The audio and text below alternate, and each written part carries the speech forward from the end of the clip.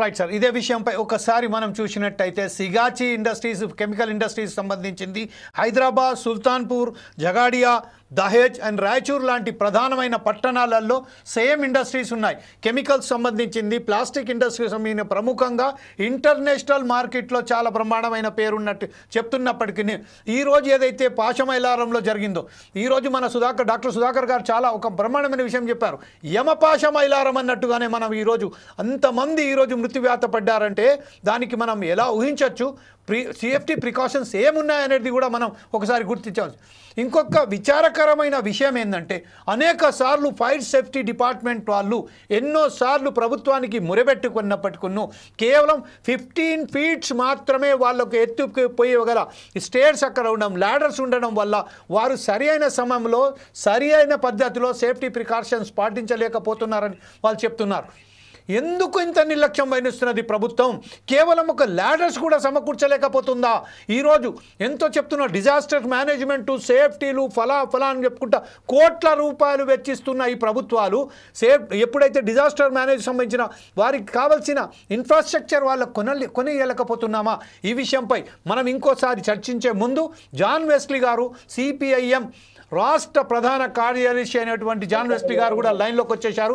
వారితో మాట్లాడదాం.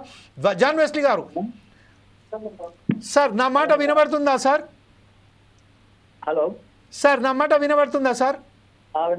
ఇంత దుర్భరమైన పరిస్థితులలో ఈరోజు మన ప్రేక్షకులకు ఇంత దుర్మార్గమైన వార్త మనం అందించేటప్పుడు మనకు వారి ఎవరైతే మరణించిన కుటుంబాలకు ఒకసారి మనం వారిని స్మరించుకుంటూ ఈరోజు మనం ఒకసారి వారి ఆత్మకు శాంతి కలగాలని ఆశిస్తూ మీ వద్దకు వస్తున్నాను సార్. మీరు మాట్లాడండి సార్. ఇప్పుడు ఈరోజు ప్రభుత్వాలు మాట్లాడవలసిన అవసరం ఉన్నది సార్.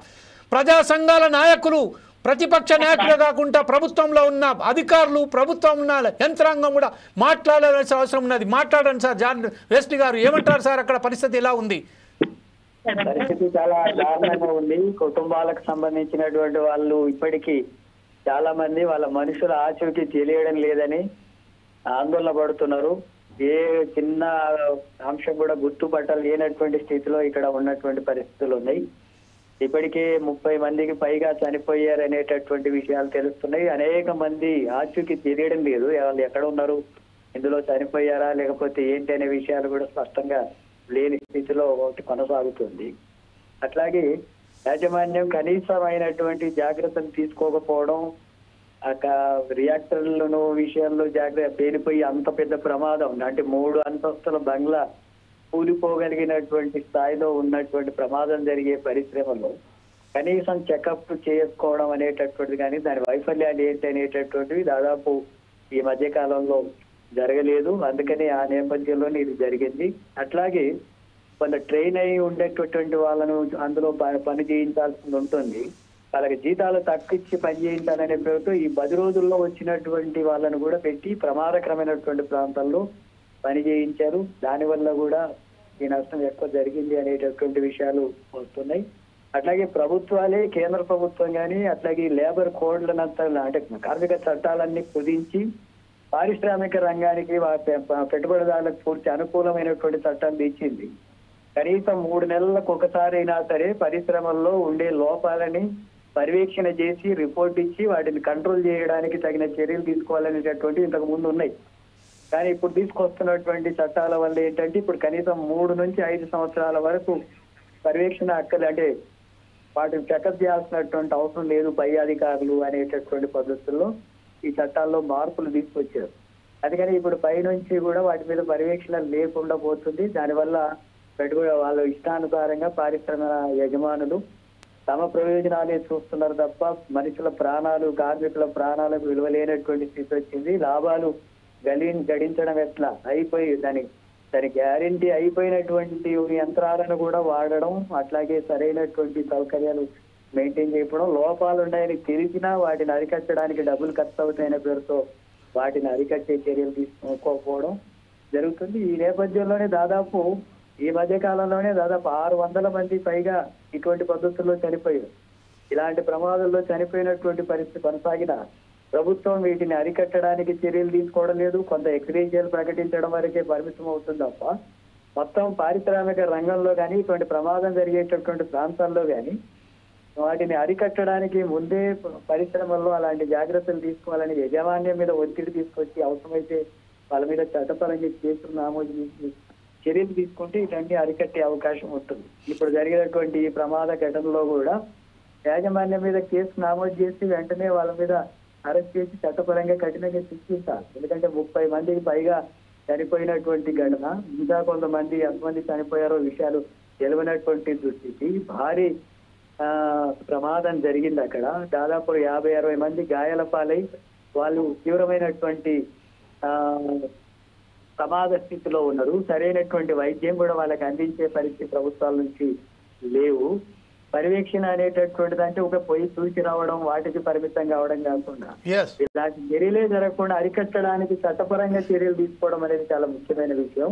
ఆ రకంగా జరపాలని చెప్పి పార్టీగా డిమాండ్ చేస్తున్నాం. ఇంకా దీని మీద పూర్తి వివరాలు వచ్చిన తర్వాత వాటి మీద కూడా భవిష్యత్ కార్యాచరణ కూడా తయారు చేస్తాం. జాన్ వెస్లీ గారు, ఇప్పుడు ప్రస్తుతం 100కు పైగా మంది అక్కడ కాని చేస్తున్నట్టుగా మనకు తెలిసి వచ్చింది. అందులో ప్రధానంగా కేవలం ఒక 10 రోజుల పాటు వారైతే కొత్తగా నియమితులైనారో వారిని కూడా వితౌట్ ఎనీ సేఫ్టీ వాళ్లకు ట్రైనింగ్ ఇవ్వకుండానే వారిని ఒక్కసారిగా పనిలో పంపించడం వల్లనే ఈ దుర్ఘటన సంభవించినట్టుగా మనకు ప్రధానంగా ఈరోజు తెలిసి వచ్చింది. కాకపోతే ఒక విషయం, శిథిలాల కింద అనేక మంది ఇప్పటికీ శతగాత్రులు ఉన్నట్టుగా వాళ్ళు కూడా అక్కడ చనిపోయినట్టుగానే ఈరోజు ఆ పరిస్థితులను చూస్తే మాత్రం, కానీ అక్కడ యజమాన్యం మాత్రం దాన్ని గోప్యంగా ఉంచడం, ప్రభుత్వాలు కూడా దాని మీద ఒకసారిగా దృష్టి సారించకపోవడం ఎంతవరకు మీరు సమంజసం అంటారు? ప్రభుత్వం కూడా సరైన పద్ధతిలో స్పందించడం లేదు. నిన్న 2 మంత్రులు అక్కడికి వెళ్ళి వాళ్ళు మాట్లాడిన దాన్ని బట్టి చూస్తే మొత్తం అంతా కూడా రియాక్టర్ పేలి చాలా పెద్ద ప్రమాదం జరిగింది అని చెప్పి ఒకవైపు ప్రాథమికంగా వస్తున్న సమాచారాన్ని బట్టి చెప్తుంటే, 2 మంత్రులు చెప్పినటువంటిది ఏంటంటే అక్కడ రియాక్టర్ పేలలేదనేటటువంటి విషయం తెలిసింది అనేటట్టుగా మాట్లాడుతున్నారు. వారు పూర్తి సమగ్రమైన విచారణ జరగకుండానే యాజమాన్యానికి అనుకూలంగా మాట్లాడే ధోరణిని మంత్రులు ప్రదర్శిస్తున్నారు. ఇప్పుడు జరిగినటువంటి పనిలో చేస్తున్నటువంటి వాళ్ళలో కూడా 150 నుంచి 190 దాదాపు 200 మంది వరకు అందులో పనిచేస్తున్నారని చెప్పి తెలుస్తుంది. అందులో చనిపోయినటువంటి వాళ్ళు కొంతమంది శవాలు దొరికినటువంటివి కనబడుతున్నాయి. అనేక మంది అసలు భస్మమైనటువంటి పరిస్థితి ఉంది. అక్కడ కనీసం మాంసపు ముద్దలు కూడా దొరకనటువంటి స్థితి ఉంది. వాళ్ళ మనుషులు దీని కింద ఏమైపోయారో తెలియనటువంటి దుస్థితి ఉంది. ఎక్కువ ప్రాంతం ఇతర ప్రాంతాల నుంచి, ఇతర రాష్ట్రాల నుంచి వచ్చారనే పేరుతో వాళ్ళని ఎక్కువ గంటలు పని చేయించడం, అట్లాగే తక్కువ వేతనాలకు పని చేయించడం, వాళ్ళకి సరైనటువంటి నైపుణ్యత లేకపోయినా ఎక్కువ జీతాలు ఇవ్వాల్సిన అవసరం ఉంటుందనే పేరుతో వీళ్ళతోనే నడిపి ఇలాంటి ప్రమాదకరమైనటువంటి అంశాలతో జీవితాలతో చెలగాటం ఆడుతున్నాయి యాజమాన్యం. వాళ్ళని కాపాడేటటువంటి పద్ధతుల్లో ప్రభుత్వాలు వ్యవహరిస్తున్నాయి, కేంద్ర రాష్ట్ర ప్రభుత్వాలు. అలాగ అనుకూలమైనటువంటి చట్టాలను కూడా తీసుకొచ్చి యాజమాన్యానికి అనుకూలంగా మారుతున్న స్థితి కొనసాగుతుంది. ఇంకా ఇప్పుడు లేబర్ కోడ్లు అమలు జరిగితే రేపు 9 తారీఖు పెద్ద ఎత్తున కార్మికులు నిరసన వ్యక్తం చేస్తున్నారు దేశవ్యాప్తంగా.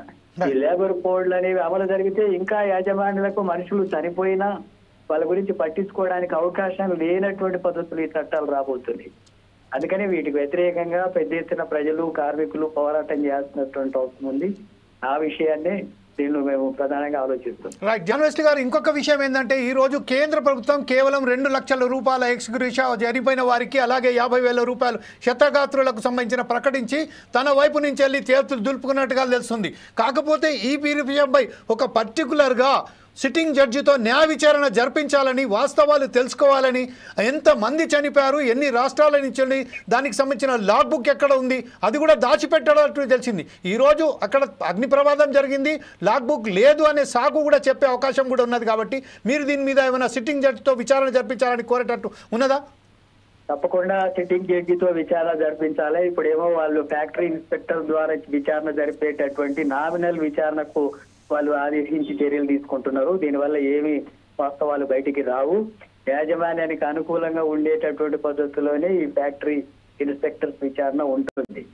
అట్లాగే వీటికి సంబంధించినటువంటి అంశాల మీద సిట్టింగ్ జడ్జితో విచారణ జరిపితే వాస్తవాలు యాజమాన్యం ఉన్న వైఫల్యాలు ఏంటో మనకు స్పష్టం కావడానికి అవకాశం ఉంటుంది. అట్లాగే భవిష్యత్తులో వీటిని అరికట్టడానికి కూడా వాళ్ళు తీసుకునేటటువంటి ప్రతిపాదనలు, సూచనలు కూడా ఉపయోగపడే అవకాశం ఉంటుంది.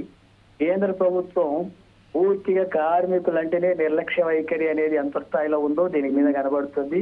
2 లక్షల రూపాయలు ఇచ్చేటటువంటి దానికి వరకు పరిమితం చేస్తే వాళ్ళకు ప్రభుత్వం, కేంద్ర ప్రభుత్వం కుటుంబాలకు సాయం చేయడానికి ఒక్కొక్క కుటుంబానికి 2 కోట్లకు పైగా ఇచ్చినా కూడా ప్రాణాలు అయితే రావు కదా. పిల్లల భవిష్యత్తు దెబ్బతింటుంది. వాళ్ళ కుటుంబం అంతా కూడా తీవ్రమైనటువంటి సంక్షోభానికి గురవుతుంది. వాళ్ళ భవిష్యత్తు దెబ్బతింటుంది. అలాంటి స్థితిలో ముందు వాటిని అరికట్టేటటువంటి విషయాలు ప్రధానమైనటువంటివి. ఆ తర్వాత కుటుంబాన్ని ఆదుకునేటటువంటి విషయాల్లో కూడా వీళ్ళు ఇచ్చేస్తున్నటువంటి ఆర్థిక సహాయాలు కూడా అవి ఏమాత్రం సరిపోవు. అందుకని కేంద్ర ప్రభుత్వం వైఖరి అంటూ మనకు స్పష్టమవుతుంది దీనివల్ల. ఇంకొక విషయం అండి, లాస్ట్గా జాన్ వెస్లీ గారు, ఈరోజు కుటుంబాల విషయానికి వస్తే మాత్రం ఆ కుటుంబాలకు సంబంధించిన ఆ శవాలను కూడా గుర్తుపరచనే విధంగా ఉన్నాయి కాబట్టి, అలాగే ఎవరైతే క్షతగాత్రులు ఉన్నారో హాస్పిటల్స్లో వాళ్ళు కలవకుండా చేయడానికి ప్రయత్నం చేస్తున్నదనే ఒక ఆరోపణలు కూడా ఇప్పుడు మనకు వస్తున్నాయి, వార్తలు వినవస్తున్నాయి. ఈ విషయంలో మీరు ఎలా దీన్ని విశ్లేషిస్తారండి? దీన్ని ఎలా స్పందిస్తారు మీరు దీని మీద? అక్కడ పరిస్థితి ఏంటంటే పూర్తి బూడిదైపోవడం, మాంసం ముద్దలుగా మారిపోయినటువంటి స్థితి ఉంది. ఎవరు వాళ్ళ మనుషులు ఎవరు కారు అనేది తెలియనటువంటి స్థితి ఉంది. DNA పరీక్షల ద్వారా గుర్తిద్దామన్నా బూడిద మిగిలినటువంటి పరిస్థితి. చాలా తీవ్రమైనటువంటి ప్రమాదం జరిగింది ఇక్కడ. అందుకని ఆ కుటుంబాలకు సంబంధించినటువంటి వాళ్ళ భార్యలు, కుటుంబ బంధువులు, పిల్లలు రోధిస్తున్నటువంటి పరిస్థితి. కనీసం శవమైనా కనబడితే అసలు చనిపోయాడా లేదా అని నిర్ధారించుకోవడానికి అవకాశం ఉంటుందని చెప్పి వాళ్ళు ఆందోళన చెందుతున్నారు. వాళ్ళకి సరైనటువంటి పద్ధతిలో సమాచారం ఇచ్చి వాళ్ళకు ఓపికగా విషయాలు చెప్పి వాళ్ళని ఆదుకునేటటువంటి పద్ధతుల్లో కూడా అధికార యంత్రాంగం వ్యవహరించడంలో విఫలమవుతుంది. తగిన సూచనలు వాళ్ళకు ఇవ్వడం లేదు. ఏ చిన్నది కనబడ్డా ఇది మాదేనేమో అనుకొని వాళ్ళంతా పరుగులు పెడుతున్నటువంటి పరిస్థితి కనబడుతుంది ఇక్కడ. అందుకని తీవ్రమైనటువంటి సంక్షోభం వాళ్ళ బాధని చెప్పడానికి వీలైనటువంటి స్థితిలో కుటుంబాలు ఉన్నాయి. అందుకనే పూర్తిగా ప్రభుత్వం వాళ్ళ సంబంధించి ఎవరెవరు పని చేశారు, అక్కడ ఎంతమంది అటెండెన్స్ లిస్ట్ అవన్నీ కూడా కాలిపోయినాయి అంటున్నారు. అటెండెన్స్ రిజిస్టర్ కూడా కాలిపోయింది అంటున్నారు. ఆ పేరుతో మొత్తం ఇది ప్రమాదాన్ని నుంచి వాళ్ళను కాపాడాల్సినటువంటి బాధ్యత నుంచి తప్పించుకునేటటువంటి పద్ధతిలో యాజమాన్యం వ్యవహరిస్తుంది. వీటన్నిటి మీద కూడా విచారణ జరగాల్సినటువంటి అవసరం ఉంది. Thank you very much John Wesley గారు. ఈ